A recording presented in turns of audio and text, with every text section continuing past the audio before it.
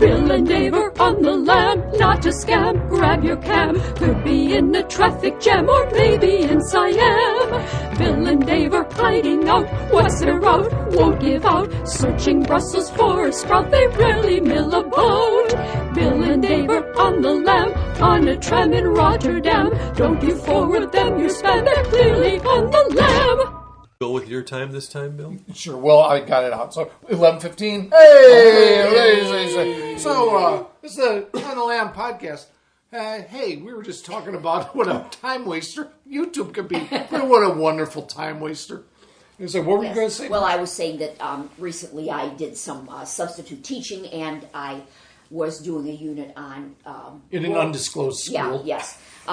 Which was, I want to hasten to say, it was a wonderful, wonderful experience, and I'm not being facetious about that. No, you're not. I had witnessed a wonderful time. And one of the things I taught 7th grade was world music drumming, which before I went into this, I knew nothing about. So, but I learned a lot. And now you could build an African drum out of a tree branch. Trunk. Yeah, I know. Out of that old pinhole camera. Yeah, right. But one of the things I learned was some different drum beat style of drumming, and I also went because they did better. The class did better when they actually had a song to accompany that, rather than just do the rhythms. I mean, we put the rhythms on the board, and they would look at their line that they were playing the djembe, or if they were playing the tubano or the sheker, the gourds, or the gankogui, which are double toned bells, which everybody wanted to play. They have a low sound and a high sound. You're a double toned bell. Yeah. So anyway, I would, in search of I would go for African drumming YouTube videos that would have some kind of a melody that they could accompany, because then they could feel the music more. And I got way lost. I don't know how many times I listened to. You're in the part of the darkest Africa. Yeah, I was telling Bill that there was a big difference between the way white Anglo-Saxon choirs did Siyahamba. That's an just give us a couple bars of Siyahamba, Marge. It goes, the English words. I can't think of the Swahili words or whatever. But we are marching in the light of God. We are marching in the light of God. We are marching in the light of God. And it's very rhythmic. It's really fun to accompany. It's really fun to sing. Well, they would have on these many YouTube videos, there would always be some, choir, a white Anglo-Saxon kids choir doing Siyahamba, and they would stand in their choir robes. And when they would, there was this one choir that stood perfectly still and sang it until the second time through, and then they slowly swayed from side to side like this. Siyahamba, da-da-da-da-da. And it was like, oh, they're really getting into it. And then they would show these little, kids choirs from Harlem or something like that. And they're going like this, and just these little kids, and probably nobody even taught them any step to do. They were just doing it. Coming from and inside it was just, it was like, so funny. Anybody wants to know why there's a stereotype that white people have no rhythm. Yeah, well, it was really, there are reasons for it. It was just so funny because the Siyahamba is so, just boom, boom. Oh yeah, it's very infectious. Yeah, and and you found some wonderful recordings of that. Oh yeah. We spent a whole afternoon. I was just working at the computer, and Marge is playing these different versions of Siyahamba. I was like, man. Yeah, and another groovy afternoon. Another YouTube tune that I got obsessed with was the original version of the Star Spangled Banner, where the song "The Star Spangled Banner" came from. The origin of that song. No, dude. I was like totally obsessed with this. Well, this is good for filling up podcast time. Marge, go. Yes, all right. History buffs and music buffs alike. Back in probably the 18th century in England. There was a group that called themselves the Sons of Anachryon. And they were one of these, big drinking groups, back... Secret society. Kind of a secret society. Hedonistic. And, Anachryon was supposed to be he was a real person. He was a Greek poet. Yes, he was a Greek poet, and he was into the hedonistic lifestyle. And so they embraced him as their patron saint, so to speak. And they wrote themselves a song called To Anachryon in Heaven. And the melody is I'm not going to sing. I can't think of the words right now, but you'll think of them. Da da da da da da da da da da da da da, or to the jolly old Grecian, and it's a drinking song, and it ends. It ends the myrtle. And thus may the sons of Anachryon entwine the myrtle of Venus with Bacchus's vine. So that's the Star Spangled Banner. And then that's the tune of the Star Spangled Banner. So the British, this was a well-known British drinking song. Okay, now let's fast forward to the War of 1812. Where there was... That would be in the year 1812. Yes. Listener.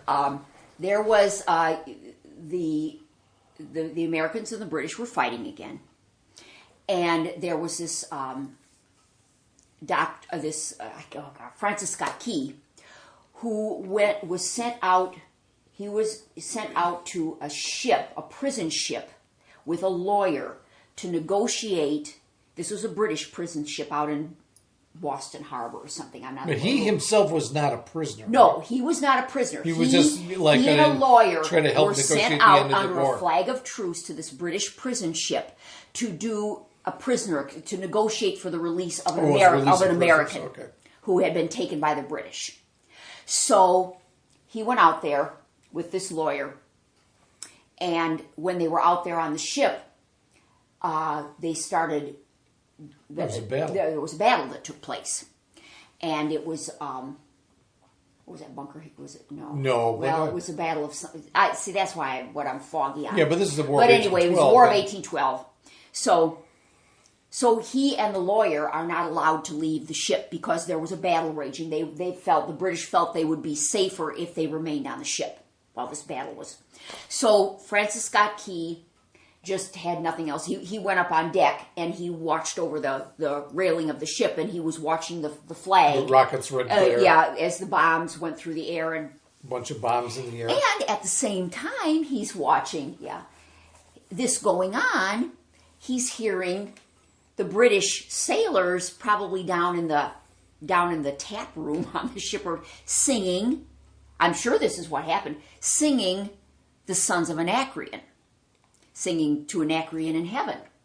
So as he's watching this battle, and he's probably hearing this song in his ear, and he's probably thinking, "You sons of bitches, you British singing your British drinking song, and you're bombing us." And so he wrote a poem which he entitled "The Star Spangled Banner." And later on, he was quoted as saying, "I was amazed how the words to my poem fitted this particular melody." It's because, are you kidding me? He was hearing them sing that, and they were probably taunting him by singing it. So he writes this poem, probably kind of subconsciously. His words fit the melody of To Anachryon in Heaven. And so, is there a known composer for Anachryon? Yes, there is, and I can't think of his name right now. But the composer is not credited in the Star Spangled Banner. No, but there's no real copyright back then. No, I don't think they credit it to Francis Scott Key, and I forget what. They always make it sound like Francis Scott Key wrote the whole thing, even the music. I haven't. But that's not true. But actually, Francis Scott Key was just the Weird Al Yankovic. Yeah, there exactly. you go. Yeah. I just did a parody. Eat it. Yeah. To Anachryon in heaven. It's the lyrics to Anachryon in heaven are so wordy. It's so stupid and wordy, but it's a really good tune. So yeah, that's. But that's what you can find on YouTube. Yeah. You can find So 1,700 versions of To Anachryon in Heaven, and I found this really good one that I listened to just a whole ton of times because the singer did a really good job, but he didn't sing. It's got like a gazillion verses. He only sang the first verse and the last verse. Speaking of YouTube, somebody once sent me some link or something. You got to see this. You got to see this. It was like a 70-minute documentary. I'm like, I can't sit on a computer and watch this for 70 minutes. I said, I can watch 3-minute YouTube clips for 3 hours. Yeah, that's it. Yeah, just watch this. You make a good point, though. That's true. Yeah, it's hard to have that continual focus, but you watch this one musical number or whatever, it's over, and then you go, oh, now I can watch this other little musical number, or rewatch the one you just watched. Mm-hmm.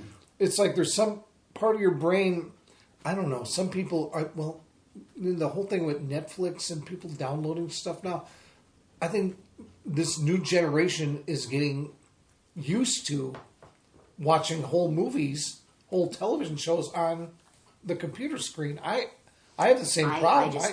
It's hard on my head. And then the funny thing too is everything, is Blu-ray high definition, and we watched on my little iPod. Yeah. It's like they're both going in different directions. Yeah, and it's either high definition or tiny, and they're just as popular. Yeah, I don't quite understand that at all. Well, I don't understand the little, like watching movies on your phone. No. Well, maybe it's because of I'll say this because of people in our age bracket. I can't see as well as I, used to. Yeah, that's a good point. Could be. So it's like that little thing is. It gives me a headache. Yeah. It really bothers my eyes to watch. Like when you're getting your haircut, say, Marge, and I'm waiting for you in the car, mm-hmm. I'll use my little phone here, my little Smarty Art phone, and I'll go on YouTube and I'll watch YouTube videos. But it's not as much fun for me to watch the YouTube videos on my phone as it is just on the computer. Mm-hmm. Yeah, and you can make them bigger on the computer. So I can make them bigger, but it's like I turn it this way, I turn it this way. It's like, I'm sorry, I prefer a little bigger screen, please. Yeah, you could just see more of what's going on, and when you watch it bigger. But on the subject of finding things on the, you were witness to this with me, Marge. We for St. Patrick's Day, a movie we like to watch sometimes, besides The Thing, is The Quiet Man with John Wayne and Maureen O'Hara. And there's a couple little moments in there where the Irish folk are singing these songs, and one's called Mush Mush Mush. And one's called The Humor Is On Me Now. And they're both rousing Irish string songs. But you only get a little glimpse of them in the movie, a little snatch of it. So I went on YouTube one afternoon, and I said, boy, I'd like to find that Mush Mush Mush song that's about, it's a mush mush mush to-ra-li-a-dee, mush mush mush to-ra-li-a. I lathered them with me shillelagh. It's like having a big Irish fist fight. Is that what it's about? But you only get a little. They're wheeling up they're riding the cart with Maureen O'Hara's furniture on it. She and John Wayne just get married, and she doesn't have her furniture with her. So all the drunken guys from the wedding reception are. Make sure you're right at the spoiler alert. Oh, spoiler! Spoiler alert! Yeah. Spoiler alert! Yeah. It really. I mean, I'm sorry if you haven't seen The Quiet Man.